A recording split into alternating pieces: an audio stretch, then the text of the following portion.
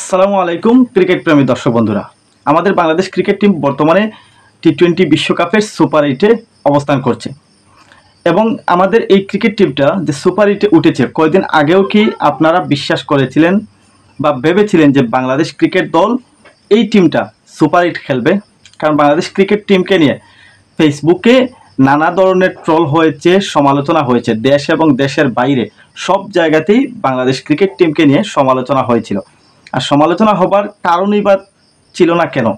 দেশের মাটিতে জিম্বাবুয়ের বিপক্ষে লাস্ট ম্যাচে হার সবচেয়ে এফেক্টিভ হয়েছে যখন বাংলাদেশ ক্রিকেট টিম আমেরিকাতে গিয়েছে এবং ইউএসের সাথে সিরিজ হেরেছে।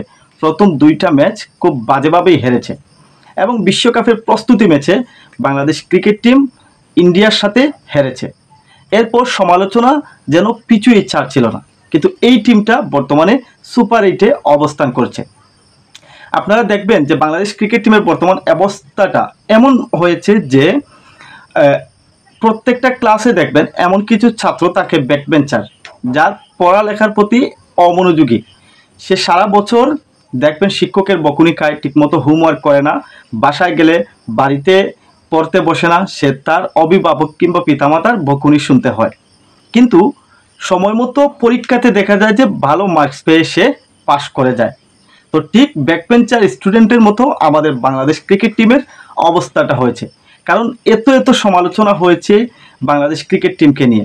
তারা ইউএসের সাথে হেরেছে, প্রস্তুতি ম্যাচে হেরেছে, জিম্বাবুয়ের সাথে গড়ের মাঠে লাস্ট ম্যাচে হেরেছে। কিন্তু এই দলটা বিশ্বকাপের মূল পর্ব শুরু হতেই শ্রীলঙ্কাকে হারিয়ে চমক দিয়েছিল। এরপর আরও দুটি জয় তুলে নিয়েছে বাংলাদেশ ক্রিকেট টিম, যার ফল হিসেবে বাংলাদেশ ক্রিকেট টিম আজকে সুপার 8-এ অবস্থান করছে।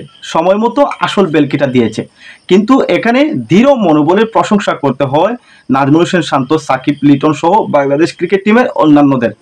কারণ তারা সম্পূর্ণরূপে এই যে মানুষের এত সমালোচনা হয়েছে, এই সমালোচনার বাইরে থেকে ছিল।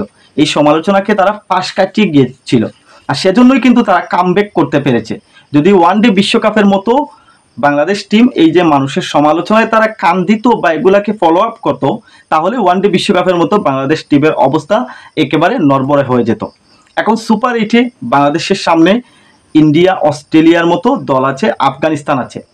এই তিনটা ম্যাচে বাংলাদেশ যদি ভালো করতে পারে, তিনটা ম্যাচ থেকে অন্তত দুইটা ম্যাচ জিততে পারে, তাহলে কিন্তু সেমিফাইনালে বাংলাদেশকে আর কেউ আটকাতে পারবে না। বাংলাদেশ সেমিফাইনালের পথে এগিয়ে যাবে।